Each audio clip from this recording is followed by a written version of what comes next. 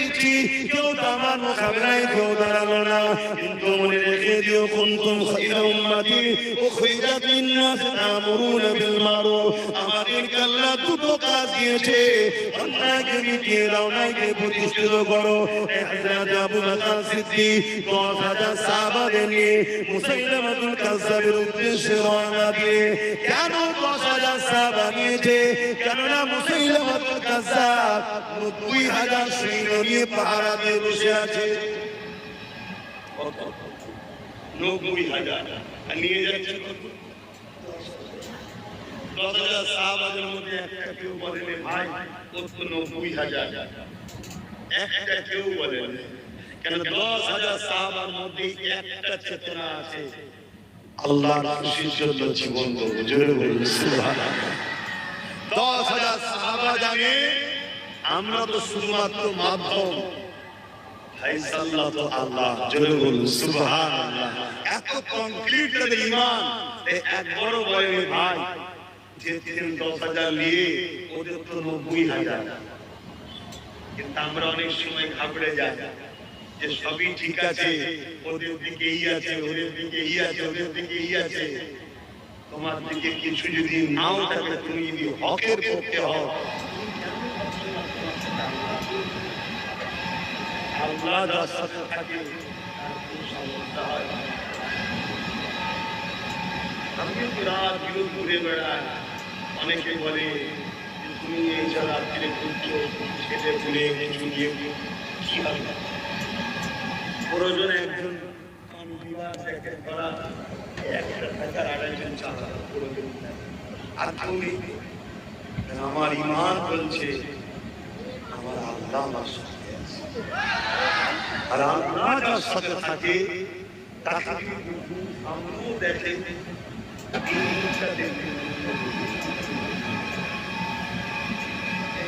আল্লাহর আছে না।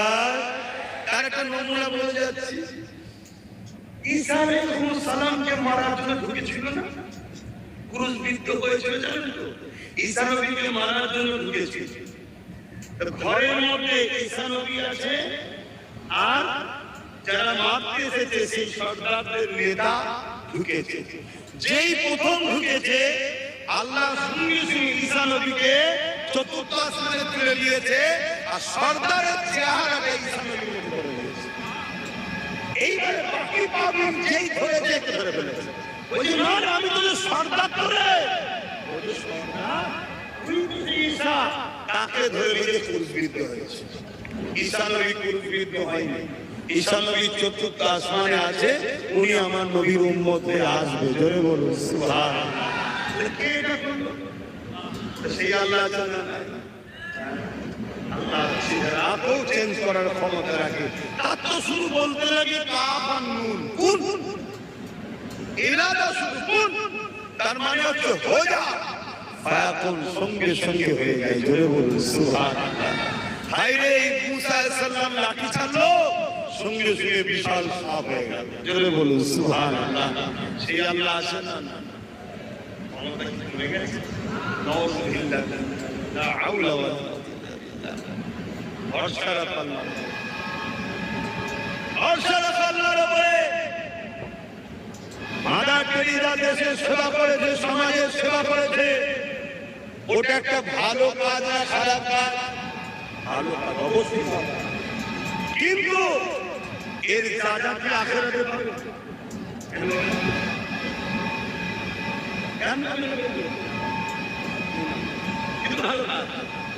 ওই কাজ মনে হয় মুসলমান ঘরের কেউ করতে পারে না, এত ভালো কাজ করে, ঠিক না?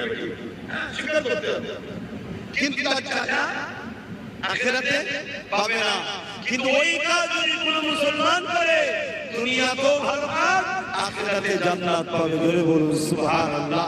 এই ওপেন করে যাচ্ছি, গরিব দুঃখী অসহায় দেশকে সেবার জন্য কোন মুসলমান যদি রাজনীতি করে, ও দুনিয়াতেও সম্মান পাবে। আমার আগে বলছিলেন না, ন্যায় বিচারকারী আল্লাহ সম্মান দেবে, আখিরাতে আরশে ছায়া পাবে, জান্নাতও পাবে। জোরে বলুন সুবহানাল্লাহ। একই জিনিস, একই জিনিস।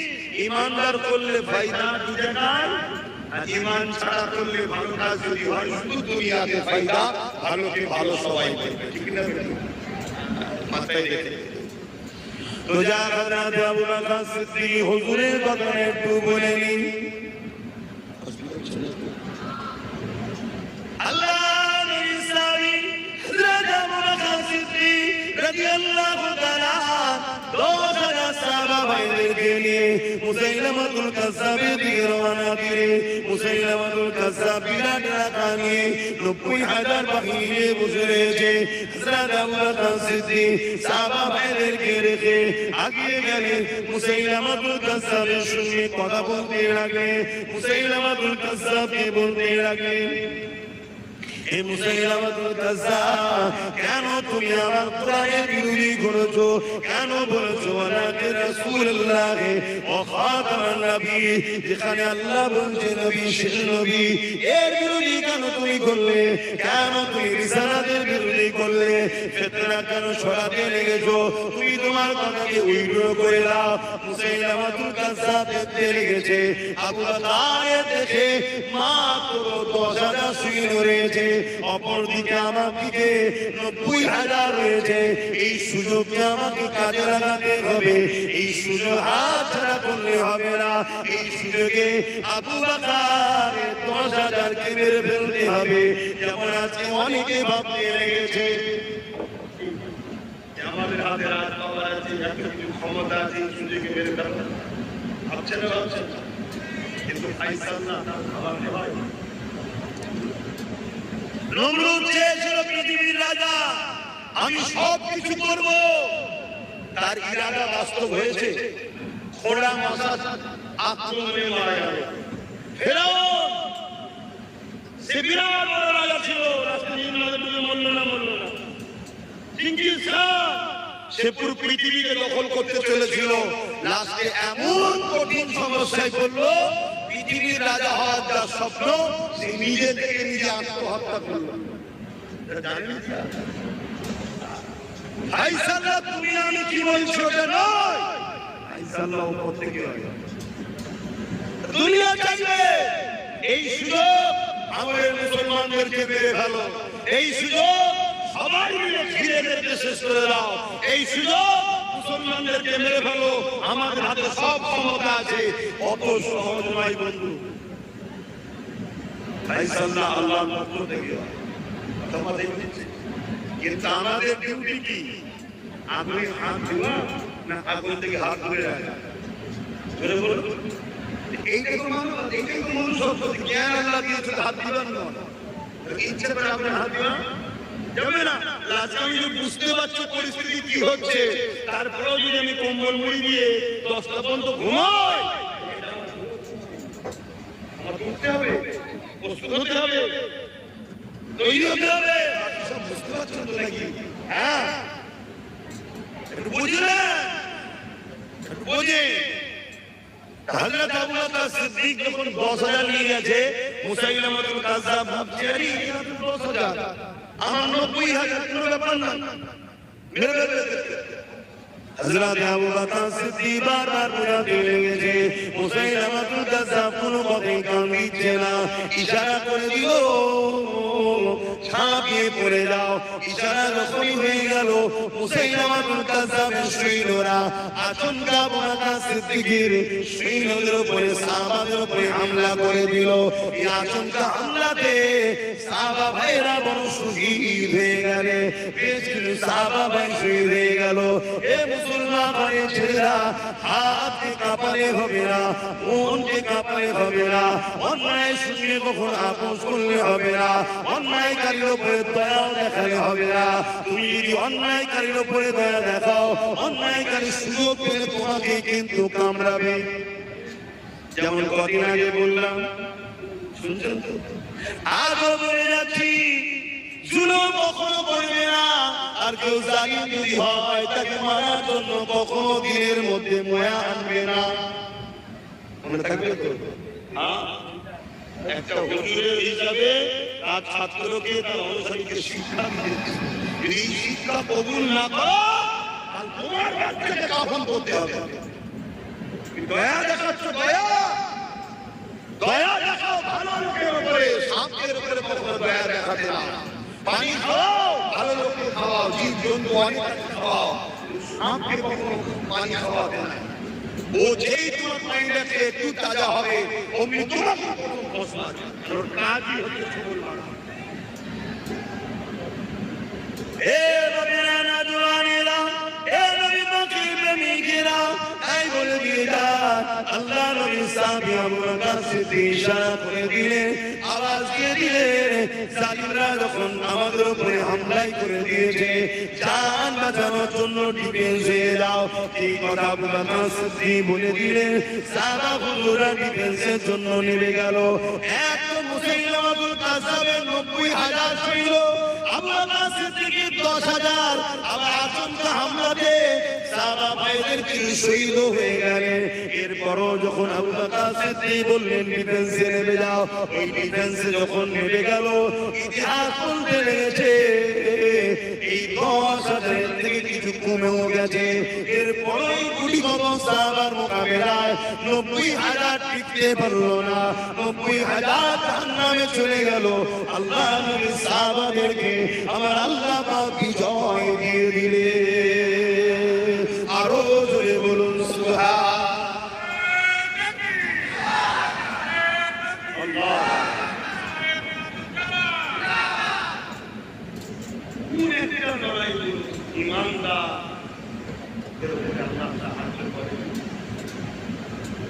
সংখ্যা যেদিন কম ছিল সেদিন বিজয় আমাদের মুখাপেক্ষি ছিল, আর সংখ্যা বেড়েছে, বারবার আমরা পরাজিত হচ্ছি। কেন? আমাদের মধ্যে গাদ্দার ঢুকে গেছে, আর গাদ্দাররা প্রকাশ্য দুশমনদের সঙ্গে সেটিং এ আছে।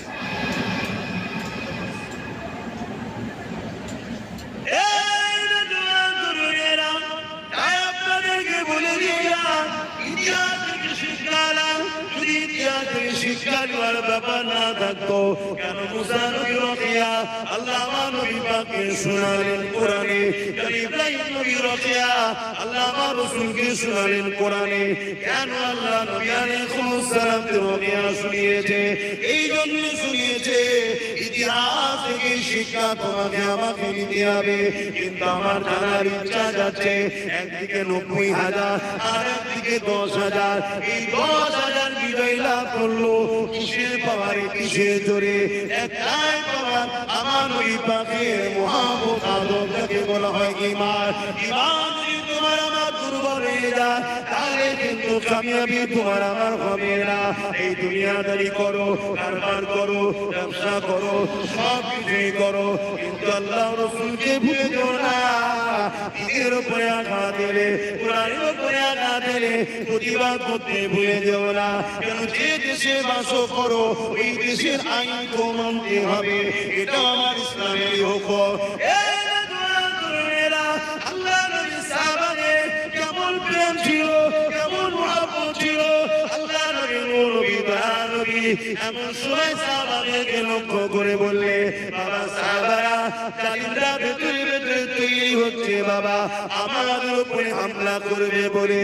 আজকে তোমাদেরকে জিজ্ঞাসা করছি, জালিমরা ভেতরে ভেতরে তৈরি আজকে দিনও হচ্ছে না, হয়নি? তারা কিন্তু সব তৈরি হচ্ছে, তারা রাত পরও তৈরি করছে, ওই পরে তারা ধর্মস্থানও তৈরি করে নিচ্ছে, রাত পরও তৈরি করছে, ওই পরে তারা আমার মসজিদ মাদ্রাসা কবরস্থানের এলাকাকে সব কিছুকে দখল করে নিচ্ছে। তারা ভেতরে ভেতরে ভেতরে সব দিয়ে তারা কিন্তু তৈরি হচ্ছে। আজকে প্রকাশ্য হচ্ছে।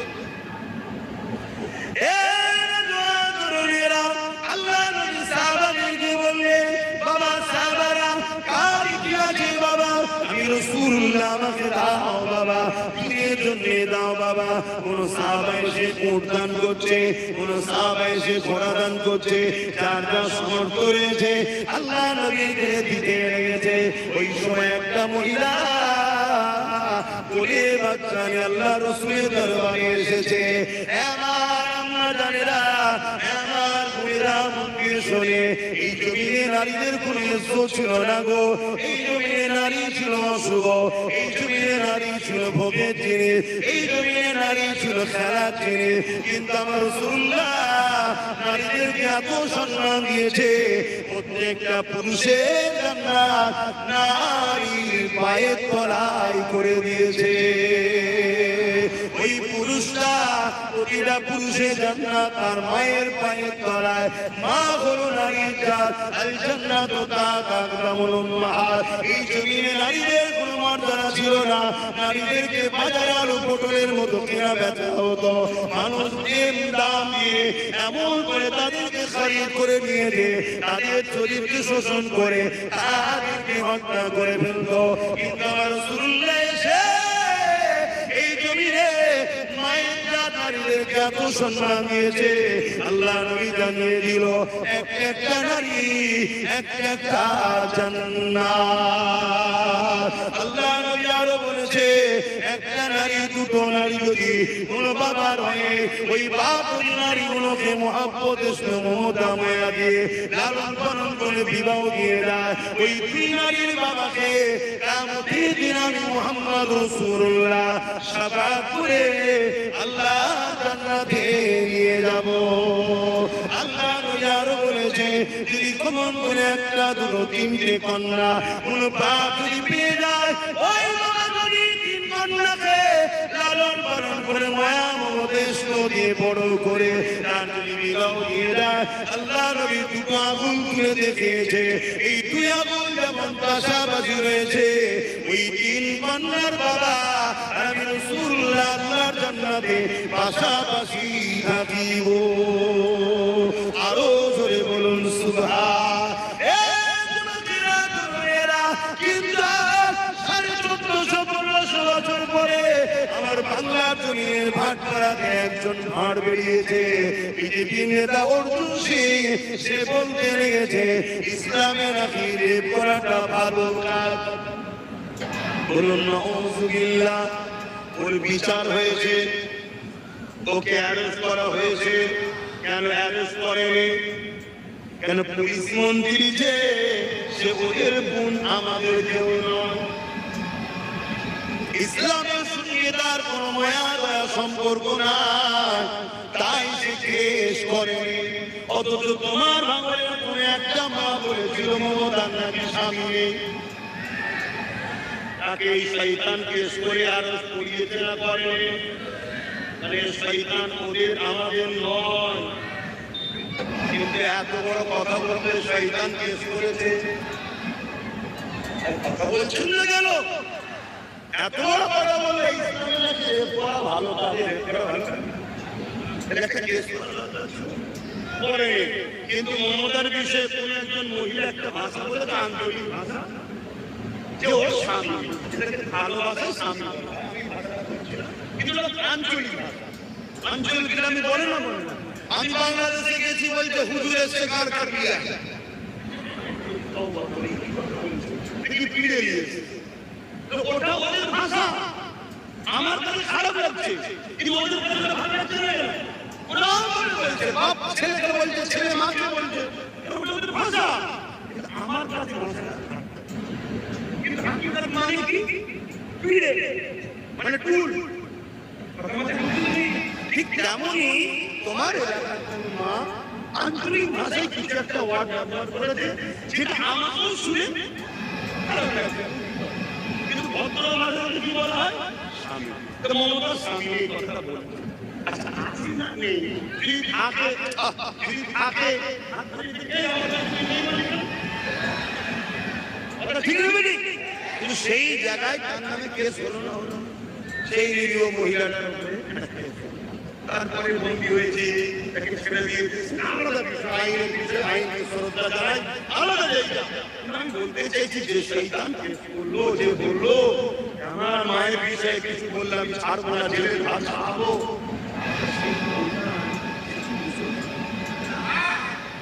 মুসলমান হতো তাহলে আমার ওই যে রাসূলুল্লাহ ইসলামকে বললো রেপ করা নাকি ভালো, ওই একটা কেস করলো। ওই শয়তান আসলে শুধু মুসলিম লাগাচ্ছে, অশান্তি লাগাচ্ছে। এই মুনাফিকদের দরকার আছে না, মনে রাখতে হবে মুনাফিক এত খারাপ জিনিস। এদের বিরুদ্ধে লড়াই করা ফরজ করেছে আল্লাহ। এদের বিরুদ্ধে লড়াই করলে নেকি হয়, গুনাহ হয় না। হ্যাঁ, মুনাফিকদের জন্য আমার নবীর অনেক সাহাবা হুজুররা শহীদ হয়েছে। মুনাফিকদের জন্য আজও ইসলাম বড় হাত খেতেছে। অমুসলিমদের কাছে ইসলামটা ভুল ভাবে এই মুনাফিকদের জন্য। আপনি ধর্মকে যদি ভালোবাসেন তাহলে আপনাকে নমুনা দিতে হবে। সেই নমুনা আপনার ধর্মের জন্য যদি জানা যায় সেটা তো শহীদের দরজা হবে। আর যদি বিজয় হয় গাজীর মর্যাদা পাবেন। জোরে বলুন সুবহানাল্লাহ। আমি একটা ধর্মগুরু হিসেবে বক্তব্য দিচ্ছি, একটা ধর্মগুরু হিসেবে বক্তব্য দিচ্ছি, একটা ধর্মীয় ও ধর্মে ইসলাম ধর্মের প্রচারক হিসেবে বক্তব্য দিচ্ছি। ঠিক আছে, মাঝে বলছে তাহলে ইসলাম নারীদেরকে কত মর্যাদা দিল, এই মর্যাদা কেউ যদি আজকে তাকে কত বড় অপমান করা হচ্ছে, ইসলাম কোনো বিচার হবে, কোনো তাকে ধরা হলো, এত কেস হলো, ধরা হলো কোথায়? আল্লাহ তোমাকে যারা তোরা কি করছিস বল, আমার জান্নাতে যাওয়ার শখ করছিস, তোরা আমার কোরআনের জন্য আমার ইসলামের জন্য কি করছিস বল। আমার বাপের অসুবিধা হচ্ছে না বাবা, এটা হাকি না বলে না বাবা, আমার ছেলের কথা অসুবিধা হচ্ছে, ছেলে ইসলামের বিরুদ্ধে বলছে বাবা, তাহলে একটু বোঝার চেষ্টা করে। আবেরানা জওয়ানেরা আমি কথা বলতে যাচ্ছিলাম, আল্লাহ নবী দরবারে একটা মহিলা চলে আসলো, বলে একটা ছোট বাচ্চা রয়েছে, মহিলা কোলে করে বাচ্চা নিয়ে এসেছে, কোলের বাচ্চা কতটা ছোট হতে পারে বোঝার চেষ্টা করে।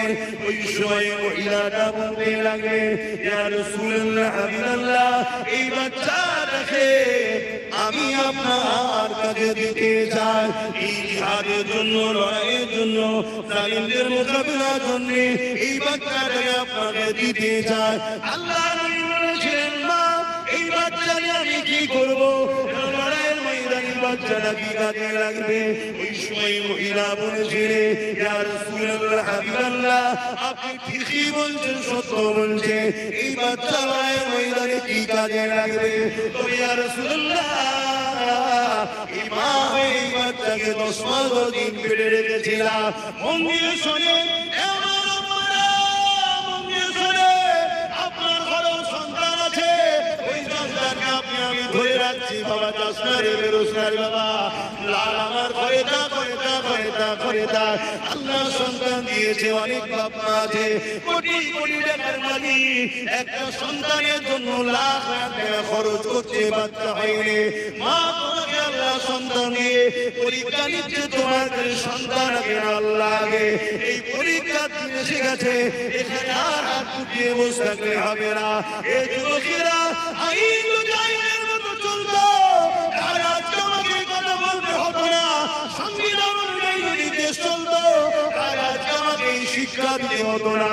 কারণ আমার সংবিধানের 25 নম্বর ধারায় আছে, দেশ এবং সরকার কখনো পক্ষে বিপক্ষে যেতে পারবে না। কিন্তু আজ যারা মাথায় বসে রয়েছে, নেতা মন্ত্রী সরকার পিএম সিএম হয়ে রয়েছে, তারা সংবিধানের গলায় পা তুলে দিয়েছে। আমার ধর্ম প্রচারক হিসাবে আজ বলতে বাধ্য হচ্ছি, মা শুনে রেখে দাও, সেই দিন ওই মাটা বলেছিলেন, ইয়া রাসূলুল্লাহ হাবিবাল্লাহ, এই বাচ্চা কোনো কাজে লাগবে না আমি জানি, তবে এই জন্য আমি দিতে এসেছি, আপনার দিকে যখন তীর আসবে, আপনার দিকে কেউ বললাম শুনবে, আমার বাচ্চাটাকে আপনি ঢাল হিসেবে ধরবেন, জালিমদের তীর আপনাকে লাগতো, আমার বাচ্চার বুকে এসে লাগবে, আমার বাচ্চার পিঠে এসে লাগবে, আমার বাচ্চাটা জালিমদের তীরেতে ঝাঁঝরা হয়ে যাবে। আমি মা 10 দিন ধরে এই বাচ্চাকে বুকে করে নিয়ে পেটে ধরেছি, আমি লালন পালন করে 2-3 বছর ধরে রেখেছি, ইয়া রাসূলুল্লাহ হাবিবাল্লাহ, কিন্তু আমি আপনাকে এত ভালোবাসি, আমার বাচ্চা তীর খেয়ে মারা যাবে, আমার কোনো ব্যথা নাই, তোর আপনাকে যেন আঘাত না লেগে যায়। আরো জোরে বলুন সুবহান।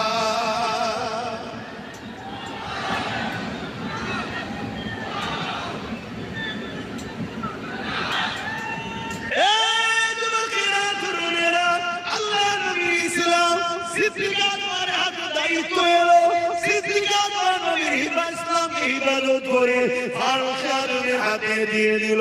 ফারুক আজম ইসলামের ইবাদত করে উসমান গনির হাতে দিয়ে দিল। উসমান গনি ইসলামের ইবাদত করে মওলা আলীর হাতে দিয়ে দিল। এইভাবে তাবকার পর তাবকা আস্তে আস্তে চার ইমাম ইসলামের ইবাদত করে, চার ইসলামের ইবাদত করে তোমার আমার কাছে দিয়ে দিল। হিন্দুস্তানের বাদশাহ গরিব নওয়াজ সুলতান মুঈনুদ্দিন আজমিরি আর হুসাইন হাসান আল কুরাইশি তিনি ইসলামের জন্য এই ভারতের জমিনে আসলে লক্ষ লক্ষ মানুষ তিনার বিরুদ্ধে লেগে গেল রুখার জন্য। কিন্তু মনে রাখবে এক মুঈনুদ্দিন আজমিরিকে জালিম পৃথ্বীরাজ বিরোধী করেছিল রুখার জন্য। কত দিক দিয়ে রুখতে চেয়েছে, পানি বন্ধ করে দিয়েছে, কোনো জায়গায় বসতে দেয় না, পুলিশ মিলিটারি দিয়ে রুখতে চেয়েছে, কোনো দিক দিয়ে যখন পারে না জাদুঘর পালকে ডেকে নিয়েছে। আমার গরিবে নওয়াজকে আগুনের পান মারতে লেগেছে, আমার গরিবে নওয়াজ আগুনকে বলতে লেগেছে কে তোকে পাঠিয়েছে, আগুনের ভেতর থেকে আওয়াজ আসতে লেগেছে জাদুঘর আমাকে পাঠিয়েছে। আমার গরিবে নওয়াজ বলছে তুই জয়পালের কথা শুনবি না, আল্লাহর কথা শুনবে। ওই শুনে আগুন বলতে লেগেছে জয়পাল আমার দুনিয়ার মনিব হতে পারে, কিন্তু আগুনের পক্ষে তোমাদের বলে আল্লাহ। গরিবে নওয়াজ বললেন না, আল্লাহর হুকুমে তুই যার কাছে এসে তার ঘরে ফিরে চলে যা। এই কথা যখনই বলেছে আগুন আবার ফিরে গিয়ে জয়পালকে ধাওয়া করেছে।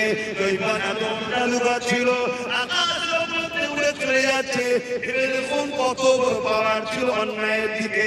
এই আগুনের উপরে যখন উপর দিয়ে ফিরে চলে যাচ্ছে, আমার গরিবে নওয়াজ জুতাকে বলেছে, খড়মকে বলেছে যা জয়পালকে না বেরিয়া জুতার বাড়ি মাথাতে মেরেছে, বাড়ির মাথায় মারলো। এই গরিবে নওয়াজের জুতোর মারি খেয়ে সেই বাড়ির মাথা খুলে গেল। জমিনে এসে ইমানের নূরের কালমা পড়ে সেই ভাই জান্নাতি হয়ে গেল। আমার গরিবে নওয়াজকে অনেক চেষ্টা করেছিল রুখার, যারা রুখতে চেয়েছে তাদেরই ঘর থেকে একটা দুটো নয় 1000 90 লক্ষ যুবক যুবতী ইমানের নূরে কালিমা পড়ে মুহাম্মদ রাসূলের দিওয়ানা হয়ে যায়। সেই 90 লক্ষ থেকে আজকে তারিখে ভারতে 60-70 কোটি হয়ে গেছে। এই অবদান আমার গরিবে নওয়াজের। তোমাদেরকে এখানে রেখেছে কে? বেশাক আল্লাহ ওসিলা হলো গরিবে নওয়াজ। যতদিন গরিবে নওয়াজ আছে ততদিন তোমরা থাকবে। আজকে দেখছিলাম একটা মুরব্বী বাপ মোবাইল দেখে কি জানি না, তিনি বলছে অমুক যদি না থাকে তাহলে আমরা দাঁড়িয়ে রাখতে পারবো না। মানে আল্লাহর উপরে ভরসা নেই, নেতার উপরে ভরসা। কিরকম মুসলমান, মার খাবে না তো কারা খাবে? আর গরিবে নওয়াজ যখন এসেছিল একটা কেউ ছিল না, হুজুরের হাত ধরে 90 লাখ হলো। আর 90 লাখ থেকে আজকে 60-70 কোটি। আর সরকার চেপে রেখেছে, চেপে রাখার পরও যদি এই হয় তাহলে খুলিয়ে দিলে কি হবে? কথা বুঝে আসছে না? এই জন্য চেপে রেখেছে।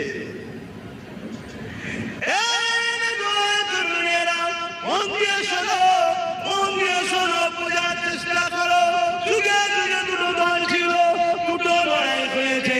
সেদিনের জালিম শাসক ছিল ফেরাউন, আর ইসলামের পক্ষে ছিল মুসা নবী। তোমরা কার পক্ষে, মুসার দিকে না ফেরাউনের দিকে? সেদিন লড়াই হয়েছিল ফেরাউনের বিরুদ্ধে মুসা নবী। সেদিন আল্লাহ মুসাকে বিজয় দিয়েছে, ফেরাউনকে মিটিয়ে দিয়েছে। সেদিন নমরুদের সঙ্গে ইব্রাহিম নবী লড়াই হয়েছিল। ইব্রাহিম নবী তো তোমার আমার আব্বা জান, আজকের বাপের বেটাদের সঙ্গে হচ্ছে আজকের নমরুদের। সেদিন নমরুদের সঙ্গে ইব্রাহিম নবীর লড়াই হয়েছিল। তোমরা নমরুদের দিকে না ইব্রাহিম নবীর দিকে। সেদিন কিন্তু বিজয়টা ইব্রাহিম নবীর হয়েছিল। যুগে যুগে যুগে যত নবী রাসূল এসেছে তিনাদের লড়াইটা ছিল অত্যাচারী জালিম শাসকদের বিরুদ্ধে। দেখো মুসা নবী লড়াই করেছে অত্যাচারী অত্যাচারী শাসক নমরুদের বিরুদ্ধে চলে আসা রাসূলুল্লাহ দিকে আমার নবী পাক লড়াই করেছে অত্যাচারী রোম শাসকের বিরুদ্ধে, অত্যাচারী পারস্য শাসকের বিরুদ্ধে, অত্যাচারী আমন আবু জুলুদ বাসাইবা উমাইয়া এদের বিরুদ্ধে আমার রাসূল লড়াই করেছে। এই যুবকেরা আমার নবী নওয়াসা ইমাম হুসাইন পাক তিনি লড়াই করেছে অত্যাচারী সাহাবী খুনি চরিত্র এজিদের সাথে। এজিদ ছিল শয়তানের দিকে, আমার হুসাইন পাক ছিল রহমানের দিকে। এমন করে হিন্দুস্তানে চলে আসো আমার গরিবের নওয়াজ রহমানের দিকে, পিতৃরা ছিল শয়তানের দিকে, আমার মুরাদে জামান ছিল রহমানের দিকে, পিতৃ ছিল শয়তানের দিকে। এই যুবকেরা আজকে দিন আমার দেশের মাথায় আমার রাজ্যের মাথায় যারা বসে আছে এরা কোন দিকে তোমরা দেখো, বুঝতে তো পারছো কোন দিকে? অবশ্যই আমাকে যদি জিজ্ঞাসা করো এরা হলো শয়তানের অনুসারী, এরা জালিম। আর আমরা যদি রহমানের দিকে হই আর নবীর সুন্নাত অনুযায়ী এদের বিরুদ্ধে আমাদেরকে লড়তে হবে। তারা লড়তে রাজি আছে হাত তুলে দেখো।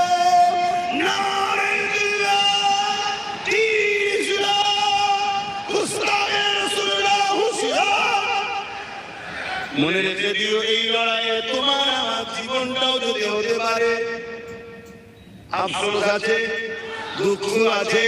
যদি কেউ বেঁচে থাকতে চাও হাত তুলবে না, যদি জীবনটাও হকের জন্য রহমানের জন্য জালিম শাসকদের বিরুদ্ধে লড়তে গিয়ে যায় এই জীবন তারা কুরবানি করতে পারবে। হাত তুলে দেখাও। প্রথমে হাত আমি তুললাম, দিতে রাজি আছি। আপনারা পারবেন?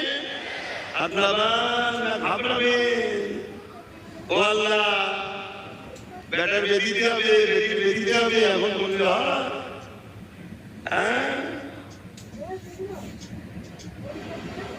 তুমি কতদিনের জন্য এসছো জানা আছে তো?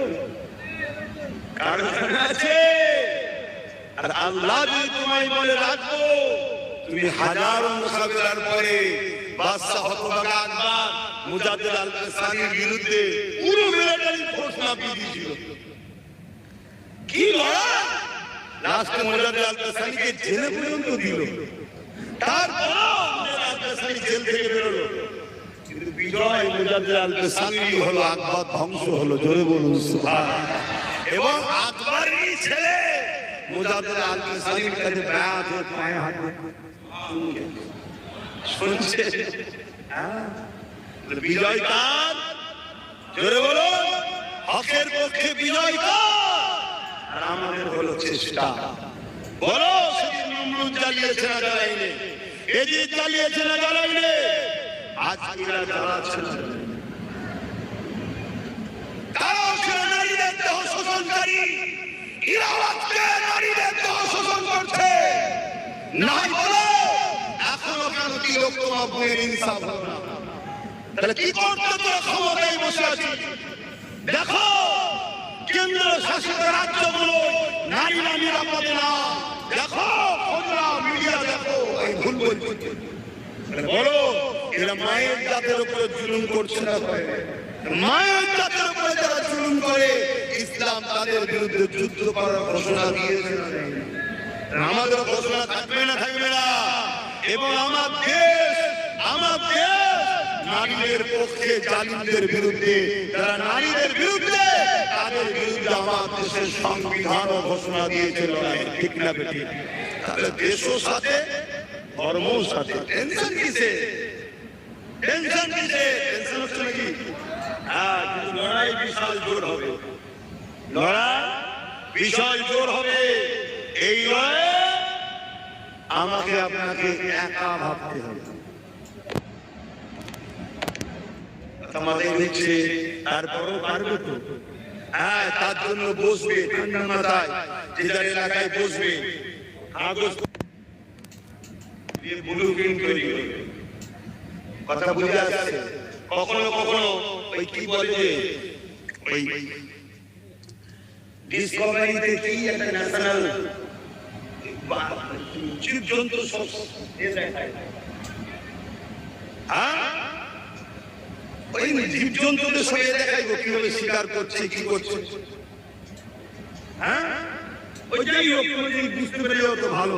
কখনো কখনো ওই বাঘকে দেখবে কিভাবে শিকার করে, চুপ করে বসে থাকে, চুপ করে বসে থাকে, চুপ করে বসে বসে বসে বসে অনেক সুন্দর দেখবে। কথা বুঝে আসে না? ওই রকম ভাবে তুমি প্ল্যান করো, পরিকল্পনা করো, করে তারপরে তোমাকে তোমার বাচ্চার ভবিষ্যতের কথা ভাবা দরকার আছে না নাই? তুমি তো গার্জেন, তোমার অধীনস্থ এইগুলো, এগুলো কি অপরাধ করেছে তোমার জন্ম নিয়ে? তুমি গাই খেলা হয়ে আবেগে ভুললে তো হবে না, এগুলোকে খেয়াল রাখতে হবে, এগুলোর কথা ভাবতে হবে না। আজকে কতটা বুবা হয়ে গেলাম আমরা, কতটা অসহায় হয়ে গেলাম